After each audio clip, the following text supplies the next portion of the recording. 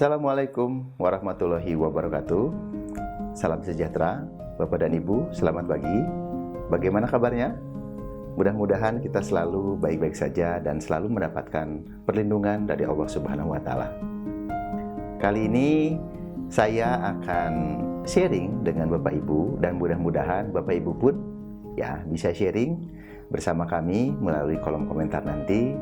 Yang akan kita bahas adalah tentang persiapan Purna Bakti, khususnya di dalam tema menghadapi kecemasan ketika akan Purna Bakti. Nah, untuk itu Bapak dan Ibu silahkan ikuti tayangan ini dari awal sampai akhir, kita akan bahas bersama-sama. Nah, biasanya pembahasan ini adalah pembahasan ketika saya mengisi di seminar-seminar persiapan Purna Bakti. Namun tidak ada salahnya kita bisa belajar dan berbagi melalui tayangan di channel ini. Baik, Bapak Ibu, begini. Selama saya memberikan atau sharing mengenai materi-materi Purna Bakti, banyak yang saya temui dan banyak peserta-peserta yang bertanya. Bahkan ketika saya tanya pun begitu Ketika saya tanya, apakah Anda siap untuk Purna Bakti saat ini? Apakah Anda siap sudah mempersiapkan, bahkan sudah memikirkan apa-apa saja yang akan dilakukan atau bahkan yang akan terjadi setelah nanti Bapak dan Ibu Purna Bakti? Umumnya Bapak-bapak dan Ibu-ibu di kelas seminar saya banyak yang mengatakan, oh saya siap Kang Oji, oh saya siap. Tapi ternyata tidak semua mengatakan siap. Banyak juga yang mengatakan, Kang Oji, kok saya deg-degan kok saya cemas ketika akan menghadapi Purna Bakti. Padahal Purna Bakti kira-kira sekitar 2 atau 3 tahun yang akan datang. Nah, untuk itu tentu yang namanya Purna Bakti harus kita persiapkan. Kalau bagi Bapak Ibu yang sudah siap, alhamdulillah, jempol. Artinya sudah memiliki kesiapan, kemantapan, semangat untuk menghadapi Purna Bakti. Tapi bagaimana yang merasakan kecemasan? Ada hal-hal tertentu, misalkan kekhawatiran yang berdampak pada nanti. Apa dampaknya? Bisa nanti pada stres yang lebih mendalam, atau nanti bisa berdampak pada kesehatan. Nah, untuk itu mari kita persiapkan bersama-sama. Kenapa? Karena saya pun secara teknis pernah mengalami 2 kali Purna Bakti. Baik, Bapak Ibu, sampai saat ini bagi Bapak Ibu yang karyawan karena bagi para wira swasta yang punya usaha sendiri, mungkin kata-kata Purna Bakti itu agak jauh dari kehidupan mereka. Nah, bagi kita yang karyawan, tentu ada pembatasan waktu berdasarkan peraturan perundang-undangan. Selama ibu bapak bekerja, mungkin sekian tahun, mungkin sekian puluh tahun bekerja terus nyaman, hidup nikmat. Kenapa? Karena ada penghasilan tetap yang SMS bankingnya ting setiap tanggal 1 atau tanggal 25 atau mungkin ada bonus-bonus tertentu di awal tahun atau di akhir tahun itu yang selalu ditunggu-tunggu. Nah, ketika nanti Purna Bakti, tentu itu tidak akan ibu bapak terima lagi.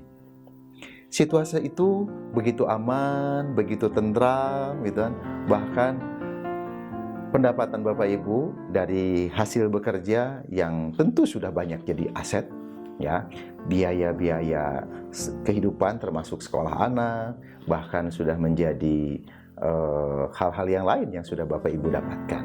Nah, selama tahun-tahun itu adalah tahun-tahun yang kalau saya ibaratkan sebagai tahun-tahun yang sangat nyaman dan kita sudah sangat terbiasa sangat terbiasa mendapatkan kenyamanan yang seolah-olah itu tidak kita beli, seolah-olah tidak kita raih dengan kerja keras. Kenapa? Karena itu sudah menjadi masuk pada rutinitas selama bertahun-tahun. Tapi ketika hari ini Teng, ibu bapak mendapatkan undangan untuk ikut pelatihan masa persiapan purna bakti. Oh, tersadarkan ternyata usia sudah mendekati usia pensiun. Nah, di situ ternyata banyak orang-orang yang tersadarkan dan oh, saya ternyata akan purna bakti. Apa yang terjadi dengan purna bakti? Mulailah ada orang yang cemas. Satu, biasanya kecemasannya. Ya. Bagaimana orang cemas? Nah, kecemasan yang secara umum ya, yang saya ketahui selama saya mengisi di seminar-seminar purna bakti, yang pertama Bapak Ibu adalah kecemasan terhadap finansial. Yaitu, waduh Kang Oji, saya gimana ya, anak saya masih sekolah, anak saya masih kuliah, anak saya belum menikah gitu kan. Atau ada yang mengatakan, waduh saya rumah Kang Oji baru 7, mobil baru 10. Wah, itu lain lagi ya kalau gitu kan. Jadi kecemasan yang pertama secara umum adalah secara finansial. Nah, sekarang untungnya Bapak Ibu ya, di perusahaan-perusahaan terutama di BUMN gitu kan, atau perusahaan-perusahaan swasta yang memang cukup besar ya, juga termasuk di ASN sekarang memang sedang difokuskan juga untuk masa persiapan purna bakti. Jadi masa persiapan purna bakti itu adalah untuk mempersiapkan kesiapan Bapak Ibu untuk menghadapi masa purna bakti ini. Salah satu kecemasan utama adalah tentang finansial. Nah, bagaimana nih ya yang seharusnya dilakukan? Itu materi berikutnya saja ya. Nah, kecemasan yang kedua secara umum adalah kecemasan secara emosi dan mental. Ya, seperti apa sih? Begini, ketika di ruang seminar, saya bertanya, Bapak Ibu, apakah sudah siap untuk pensiun atau purna bakti? Ya kan? Dan bagaimana menghadapi kecemasan sekali lagi ya. Ketika purna bakti, oh ternyata ada salah seorang dari peserta, ibu-ibu yang mengangkat tangan. Kang Oji, saya mau berbagi. Oh, saya katakan, silakan Bu, silakan. Kang Oji, justru yang saya cemaskan adalah Bapak. Loh, maksudnya gimana Bu? Iya, Bapak, saya khawatir ya ketika saat ini sebelum Bapak purna bakti sering marah-marah. Apalagi nanti Kang Oji, kalau Bapak sudah pensiun, kan di rumah terus, nanti wah saya dimarah-marahin terus. Ini kasihan Bapak Ibunya ya, kasihan sekali ibunya yang suka dimarahin sama Bapak. Nah Bapak Ibu, ternyata dalam konteks persiapan kecemasan secara emosi dan mental ini ya, kita perlu benar-benar memikirkan ya kesiapan ini dan perlu dipersiapkan. Kenapa? Karena situasinya akan sangat berbeda. Tentu berbedanya lain. Artinya apa? Artinya ketika Bapak Ibu yang siap itu tentu akan sangat menikmati. Tapi Bapak Ibu yang belum siap dengan faktor-faktor tertentu, misalkan salah satunya adalah kesiapan finansial, ini akan menjadi sesuatu yang membuat stres yang begitu tinggi. Ini akan membuat sesuatu tekanan yang sangat kuat. Dan ya, banyak kasus dengan tekanan mental ya, tekanan mulai dari tekanan tadi finansial, tekanan mental di rumah terus, ya kan? Kemudian tekanan-tekanan lain, justru banyak kasus-kasus yang terjadi, yaitu kasus tentang kesehatan, bahkan tentang kasus banyak perceraian setelah purna bakti. Kenapa? Karena situasinya sangat berbeda. Berbedanya seperti apa? Ya tentu kita ibaratkan saja Bapak Ibu, kita pikirkan saja. Yang setiap hari Bapak Ibu kerja minimal 8 jam, ya minimal 8 jam per hari di kantor, belum ditambah dengan persiapan-persiapannya di rumah dan juga perjalanan, mungkin saja kalau saya hitung-hitung 10 jam di luar rumah. Nanti bagaimana dengan pensiun? Ibu bapak yang tidak memiliki kegiatan yang lain berada di rumah 24 jam. Apa yang dirasakan? Nah, ini adalah bagi sebagian orang menjadi tekanan yang sangat kuat, menjadi sebuah stres yang sangat kuat. Untuk itu, tentu harus ada caranya. Ya, tapi sebelum caranya kita lanjut dulu. Nah, yang ketiga ya, meskipun ya ada 3, 4 dan seterusnya, saya akan membahas cukup 3 saja ya yang utama. Jadi kecemasan yang ketiga adalah kecemasan menghadapi lingkungan keluarga dan kecemasan dalam menghadapi lingkungan masyarakat secara umum. Ya, apa yang terjadi? Yang terjadi adalah Bapak Ibu ya, orang ketika purna bakti ya, ini pun ya, lagi-lagi ini pun saya hasil sedikit perbicaraan dengan teman-teman atau bapak-bapak dan ibu-ibu peserta di seminar saya. Nah, mereka mengatakan bahwa, aduh, nanti kalau saya sudah pensiun, nanti gimana ya penilaian masyarakat, katanya gitu. Oh, emang kenapa? Gitu kan. Berlanjutlah dengan cerita beliau.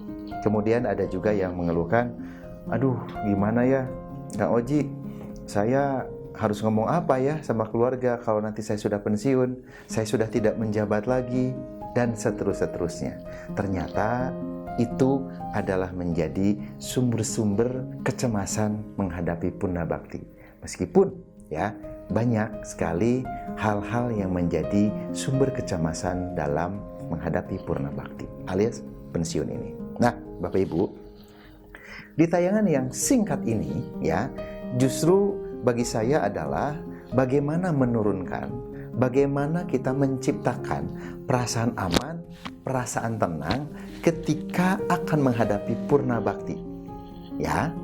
Nah, tipsnya adalah ini tentu tidak hanya untuk urusan purna bakti saja, tapi secara umum. Yang pertama, ya. Yang pertama Bapak Ibu adalah kita perlu menyadari sepenuhnya. Menyadari apa? Kita perlu menyadari sepenuhnya bahwa proses sudah berlangsung dan ibu bapak akan masuk pada proses terakhir dalam sebuah karir pekerjaan tertentu. Jadi yang pertama adalah Bapak Ibu, kita perlu betul-betul menyadari, sadar, oh iya, saya sudah usia 55, ada yang 56, ada yang 58 untuk purna bakti. Sadari itu yang pertama. Kenapa? Karena jika tidak disadari dari sekarang, justru inilah dari awal-awal kecemasan-kecemasan yang akan bertumpuk. Bapak Ibu ya. Yang kedua, ini tidak kalah pentingnya. Yang kedua adalah justru ya, yang pertama sadar, yang kedua adalah menerima hasil kesadaran tersebut. Jadi, menerima yang seperti apa? Oh iya ya, saya sudah 55 tahun. Saya sudah 56 atau 58 tahun pensiun. Oh iya, terima saja. Saya akan pensiun. Saya nanti tidak akan menjabat lagi. Saya tidak akan diperlakukan seperti saat ini sedang menjabat. Saya mungkin ya tidak begitu dihormati lagi, mungkin ya, tapi mungkin loh Ibu Bapak Ibu ya, tidak diperlakukan seperti saya menjabat sekarang. Nah, itu perlu Bapak Ibu terima kenyataan itu. Kenapa? Karena memang sudah waktunya begitu. Karena apa juga? Karena ternyata Bapak Ibu akan banyak muncul tekanan tertentu di dalam diri. Akan banyak muncul ya kekhawatiran, bahkan menjadi timbulnya stres, dan akan muncul banyak penyakit-penyakit ketika situasi itu kita tolak. Saya nggak mau ini terjadi, saya nggak mau ini terjadi. Nah, padahal dari sisi umur, dari sisi usia, dari sisi waktu, kita sudah masuk pada tahapan tersebut. Sekali lagi, ternyata ya di banyak kasus orang yang menolak kenyataan, termasuk dalam konteks purna bakti, adalah orang yang menolak itu justru akan memunculkan masalah-masalah dalam hidupnya. Termasuk yang paling mudah adalah gampang stres dalam hidupnya. Nah, itu Bapak Ibu, mudah-mudahan ya dari sekarang kita persiapkan bahwa oh iya tahun nanti kita akan berbeda. Kita mempersiapkan dari sekarang untuk menghadapi situasi yang kita tidak inginkan nanti. Yang terakhir adalah yang ketiga, tidak kalah pentingnya juga dong tentu, yaitu Bapak Ibu ya, setelah sadar, setelah menerima, yang perlu dilakukan adalah merencanakan. Kalau saya sudah pensiun, artinya saya sudah tidak menjabat lagi, artinya mungkin di antara Bapak Ibu sudah tidak mendapatkan penghasilan tetap lagi. Ibu Bapak perlu merencanakan sesuatu. Kalau perlu dituliskan. Rencana apa? Oh bebas. Rencana finansial, apakah Bapak Ibu akan membuat usaha lagi misalkan? Atau Bapak Ibu yang tidak usaha, Bapak Ibu akan melakukan apa? Misalkan bahkan juga ada yang saya inginnya lebih mendekati masjid, gereja dan lain sebagai pengurus atau lebih aktif lagi gitu kan. Ada juga yang saya ingin sering jalan-jalan ya kan, mengunjungi sanak saudara, mengunjungi cucu misalkan kan, atau Bapak Ibu punya rencana-rencana lain yang perlu dilakukan. Nah, itu dia Bapak Ibu, agar lebih sehat ya, agar lebih sehat dalam Purna Bakti nanti, 3 poin ini yang perlu kita pikirkan dan perlu kita persiapkan. Agar apa? Tentu kita semua berharap bahwa Purna Bakti ini adalah menjadi Purna Bakti yang sejahtera. Orang sejahtera itu ada hubungannya tentu dengan penerimaan diri. Nah, demikian Bapak Ibu, ya. Cerita singkat ini, Bapak Ibu silahkan mengikuti kegiatan ini, materi-materi ini berdasarkan penggalan-penggalan ini, dan kita akan bahas di sesi yang lain untuk materi yang lainnya. Demikian Bapak Ibu, mudah-mudahan bermanfaat. Assalamualaikum warahmatullahi wabarakatuh.